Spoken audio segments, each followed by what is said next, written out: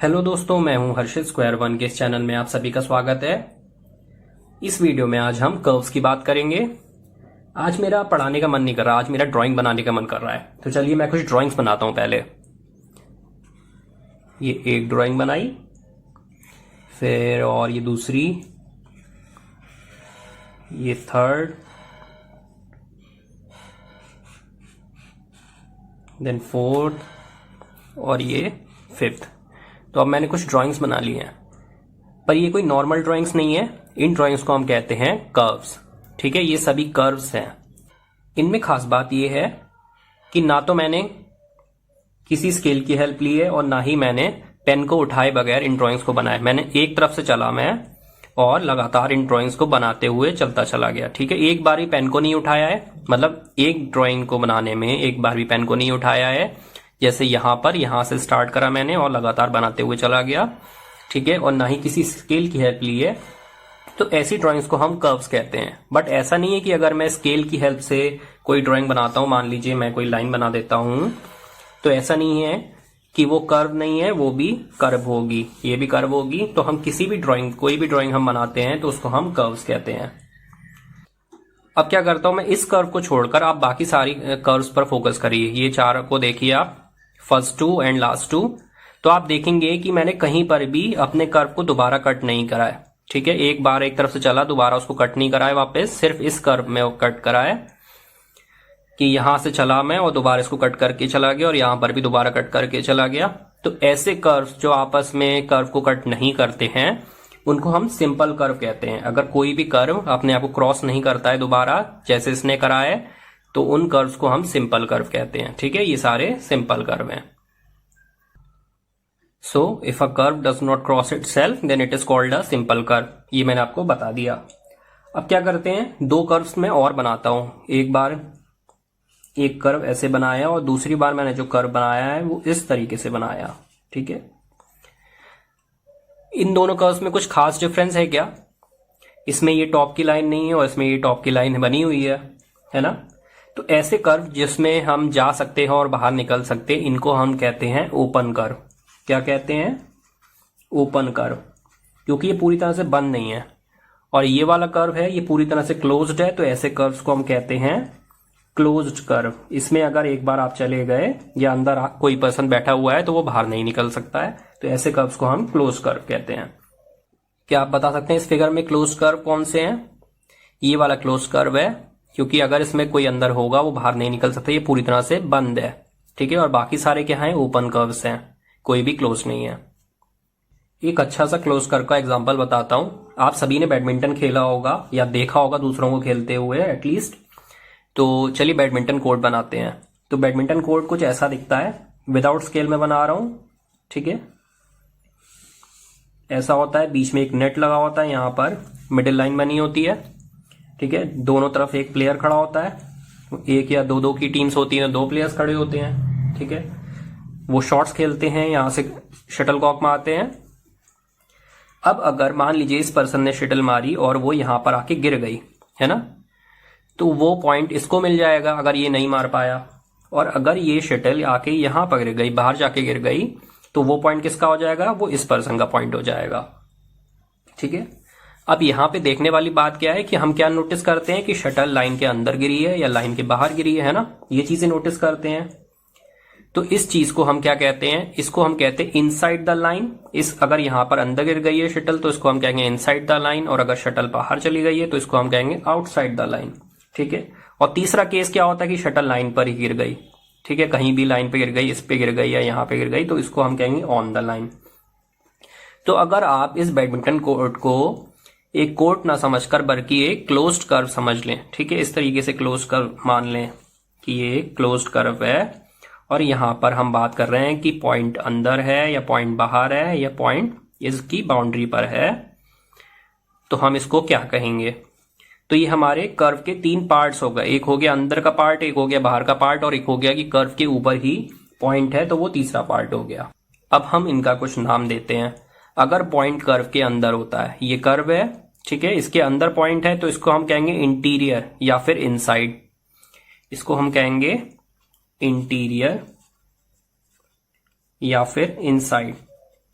ठीक है, inside the curve या इंटीरियर ऑफ द कर्व। जब पॉइंट हमारा कर्व के बाहर है, ठीक है, तो उसको हम कहेंगे एक्सटीरियर ऑफ द कर्व या आउटसाइड, एक्सटीरियर या फिर आउटसाइड।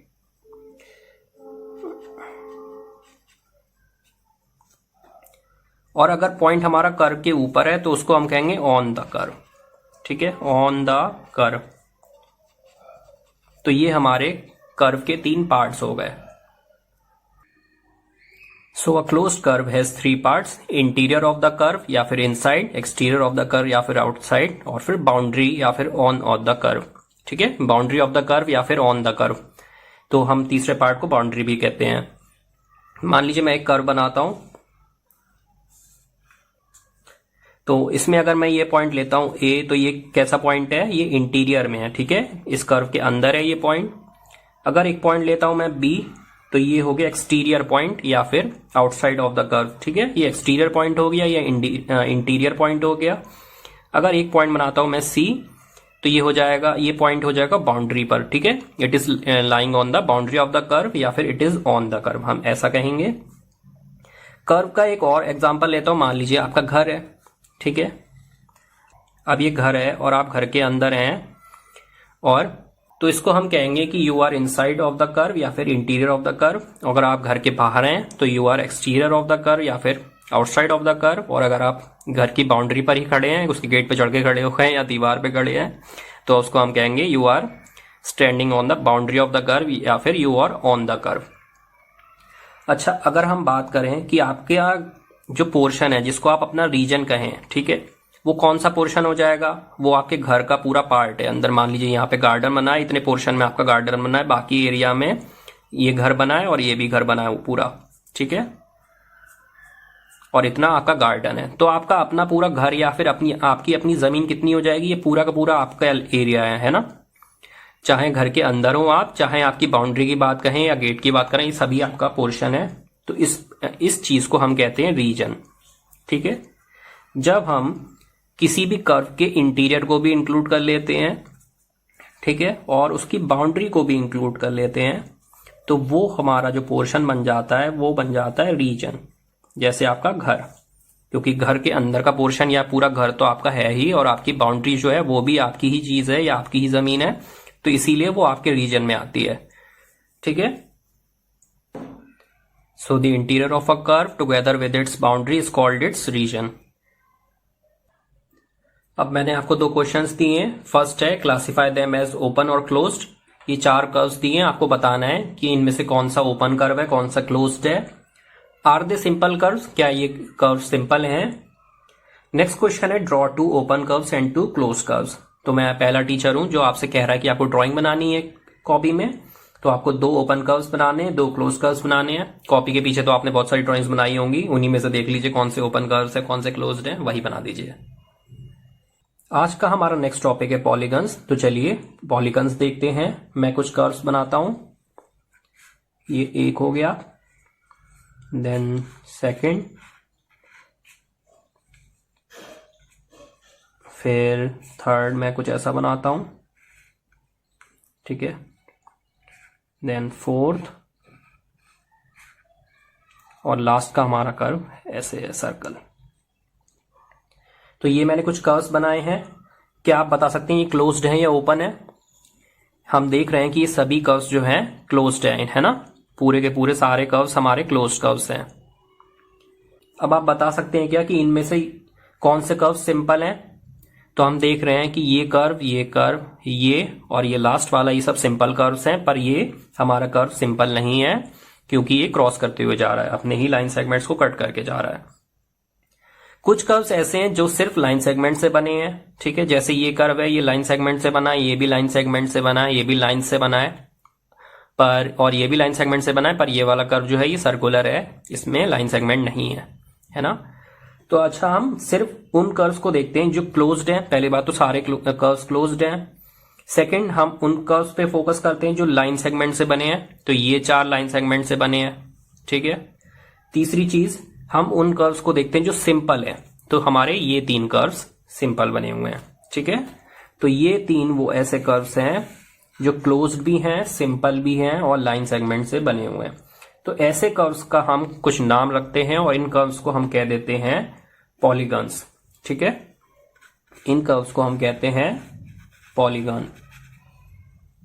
सो ऐसी फिगर्स जो क्लोज्ड होती हैं और सिंपल होती हैं, क्लोज्ड होती हैं, सिंपल होती हैं और तीसरी चीज वो लाइन सेगमेंट से बनी होती हैं, हर तरफ सिर्फ लाइन सेगमेंट्स होती हैं, उनको हम पॉलीगन्स कहते हैं। सो पॉलीगन की डेफिनेशन क्या हो जाएगी? A simple closed figure made up entirely of line segments. एक सिंपल क्लोज्ड फिगर लें और जो सिर्फ लाइन सेगमेंट से बनी हो वो हमारा पॉलीगन हो जाएगा। तो चलिए अब हम कुछ पॉलीगन्स बनाने की कोशिश करते हैं। मैंने ये पेन्स लिए हैं, ठीक है, इनकी हेल्प से पॉलीगन बनाते हैं। पॉलीगन्स में क्या है, एक क्लोज्ड फिगर बनानी है हमें, ठीक है, और ऐसी क्लोज्ड फिगर जो सिंपल है, उसके लाइन सेगमेंट्स क्रॉस नहीं करेंगे। दूसरी चीज क्या है कि वो सिर्फ लाइन सेगमेंट से बने होंगे। सो इस तरीके से चलिए मैंने 5 पेन्स की हेल्प से या फिर 5 लाइन सेगमेंट्स की हेल्प से ये पॉलीगन बनाया है। इसको आपको दिख नहीं रहा होगा, ये हमारा 5 लाइन सेगमेंट से बना हुआ पॉलीगन हो गया। ठीक है, अब अगर मैं एक लाइन सेगमेंट कम कर देता हूं, मान लीजिए 4 कर देता हूं, तो इन 4 लाइन सेगमेंट्स की हेल्प से पॉलीगन बनाते हैं। तो 4 साइड्स का एक पॉलीगन ऐसा कुछ हो जाएगा, ठीक है, इस शेप में हो जाएगा। और अगर मैं एक लाइन सेगमेंट और कम कर दूं, 3 लाइन सेगमेंट्स रखता हूं, तो हमारा पॉलीगन्स कुछ ऐसा हो जाएगा, ट्राइंगल की तरह हो जाएगा। ठीक है, ये हो जाएगा। पर अगर मैं एक और लाइन सेगमेंट कम कर दूं, तो क्या हम 2 लाइन सेगमेंट से एक पॉलीगन बना पाएंगे?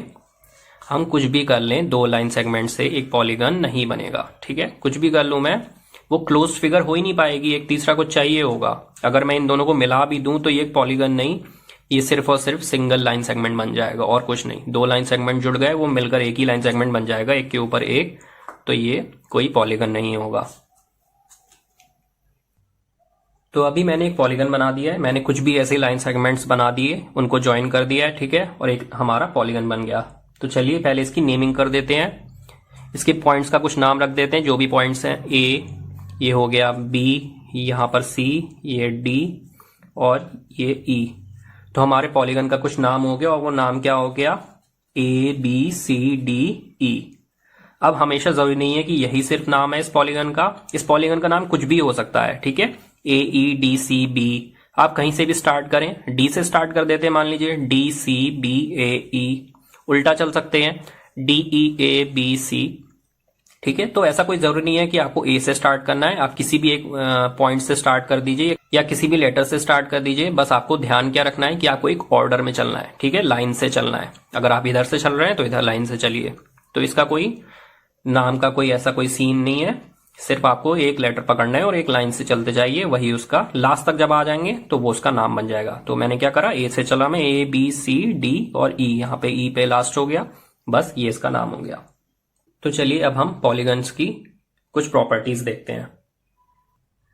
फर्स्ट प्रॉपर्टी है या फर्स्ट डेफिनेशन है, the line segments forming a polygon are called its sides. तो ये जो लाइन सेगमेंट्स हैं जो पॉलीगन को फॉर्म कर रही हैं, इनको हम साइड्स कहते हैं। ठीक है, तो कौन कौन सी लाइन सेगमेंट्स हो गई? ए बी हो गई, बी सी हो गई, सी डी, डी ई और ई ए। तो इनका हम नाम रख देते हैं साइड्स का। ए बी हो गया, इसको हम बी ए बी कह सकते हैं, जरूरी नहीं है ए बी ही बोले। फिर सेकंड हो गई बी सी, फिर हो गई सी डी, फिर डी ई या फिर ई डी भी कह सकते हैं, और ई ए या फिर ए ई, कुछ भी कहिए। ठीक है, दोनों लेटर्स में से कोई भी पहले बोलिए, इसका कोई फर्क नहीं है। तो ये हमारे पॉलीगन्स की 5 साइड्स हो गई।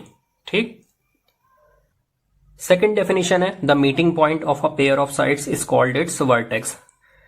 ऐसा पॉइंट जहां पर 2 साइड्स मीट कर रही हैं आपस में, तो उसको हम वर्टेक्स कहते हैं। जैसे कि ये सी पॉइंट है, ठीक है, यहां सी क्या है, यहां पर बी सी और सी डी ये दोनों आकर मीट कर रही हैं या मिल रही हैं, ऐसे पॉइंट को हम वर्टेक्स कहते हैं। तो यहां पर कितने वर्टेक्स हैं?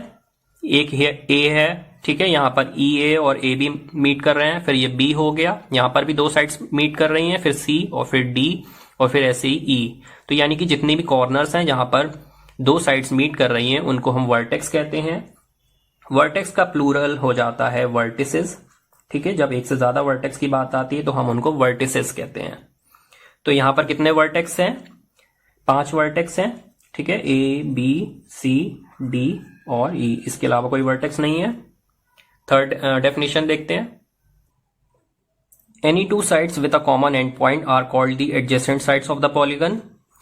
तो थर्ड पॉइंट हमारा क्या कहता है कि कोई भी दो साइड्स लेते हैं और उनका कोई कॉमन एंड पॉइंट है, ठीक है, तो ऐसी दो साइड्स को हम एडजेसेंट साइड्स कहते हैं। जैसे कि अगर मैं ये डी पॉइंट लेता हूं, वर्टेक्स लेता हूं, ये डी, यहां पर दो साइड्स हैं ई डी और ये सी डी, ठीक है, तो इनका एक कॉमन एंड पॉइंट है डी, तो ऐसी दो साइड्स को हम एडजेसेंट साइड्स बोलते हैं, ठीक है, जो एक जगह पर आकर मिल जाती हैं, उन दो साइड्स को हम कहते हैं एडजेसेंट साइड्स।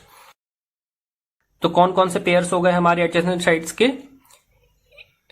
ए को देखते हैं पहले, ए ई और ए बी, ये एक पेयर हो गया। फिर बी को देखते हैं, ए बी और बी सी।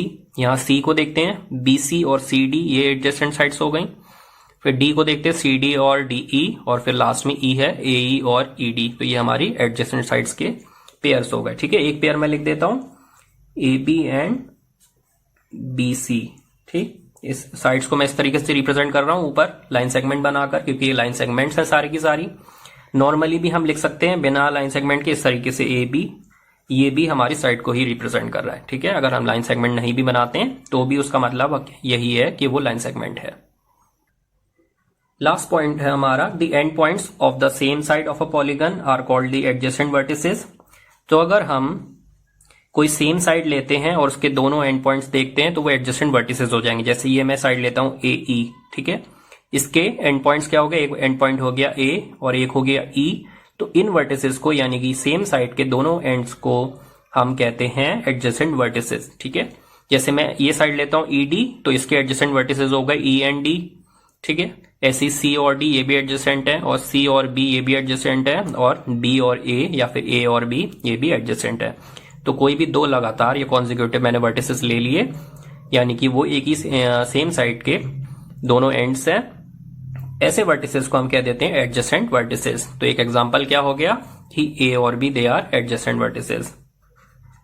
तो मैं यहां पर एग्जांपल लिख देता हूं बस एक। अब एक काम करता हूं, मैं ऐसे वर्टिसेस देखता हूं जो एडजेसेंट नहीं है, ठीक है, ऑपोजिट वर्टिसेस हैं, एडजेसेंट नहीं है, और उनको मैं ज्वाइन कर देता हूं। जैसे ये ए है, ए को मैं ज्वाइन कर देता हूं डी से, ठीक है। इस तरीके से मैं ए को सी से भी ज्वाइन कर देता हूं, ये भी एडजेसेंट वर्टिसेस नहीं है। ए के साथ एडजेसेंट वर्टिसेस कौन से हो गए, ई ज्वाइन है, ठीक है। दूसरा बी है, वो भी ज्वाइंड है। बी के ऑपोजिट वर्टिसेस कौन से हो गए, बी और ई को ज्वाइन कर देता हूं। फिर बी को डी से ज्वाइन कर देता हूं।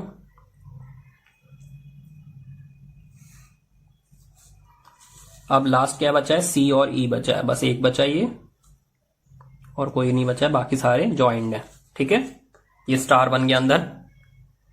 अब जब भी हम दो ऐसे वर्टिसेस को ज्वाइन करते हैं जो एडजेसेंट नहीं है, तो उनसे बनने वाली जो लाइन सेगमेंट होती है उसको हम डायगोनल कहते हैं, ठीक है। तो ये सभी जो रेड से लाइन सेगमेंट बनी हुई हैं, ये सभी के सभी डायगोनल्स हैं इस पॉलीगन की।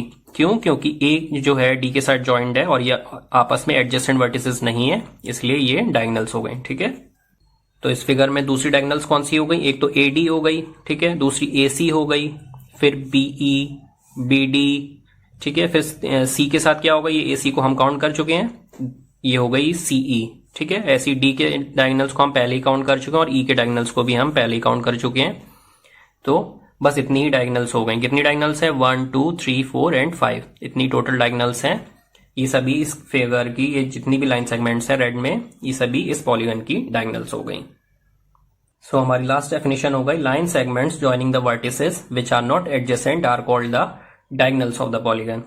सो अगर हम ऐसे वर्टिसेस को ज्वाइन कर देते हैं जो एडजेसेंट नहीं है, तो वो डायगोनल्स फॉर्म करते हैं। एक लास्ट क्वेश्चन है आपके लिए, draw a polygon A B C D E F, 6 letters का ये पॉलीगन है आपका, 6 कॉर्नर्स का मतलब, and name all the sides, adjacent sides, vertices and diagonals of the polygon. तो आपको उसकी सभी साइड्स मेंशन करनी है, उसकी एडजेसेंट साइड्स भी लिखनी है, वर्टिसेस भी लिखने हैं, और फिर डायगोनल्स भी बनानी है, तो उनका भी नेमिंग करना है।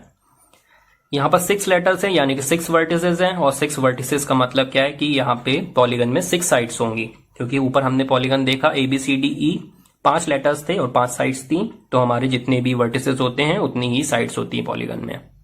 इसी के साथ आज का हमारा लेक्चर फिनिश होता है। आज हमने कर्व्स एंड पॉलीगन्स के बारे में सीखा, कल इनके प्रैक्टिस क्वेश्चंस देख लेंगे। और मेरे साथ बने रहने के लिए आप सभी का शुक्रिया। Stay home, stay safe, study regular and follow square one.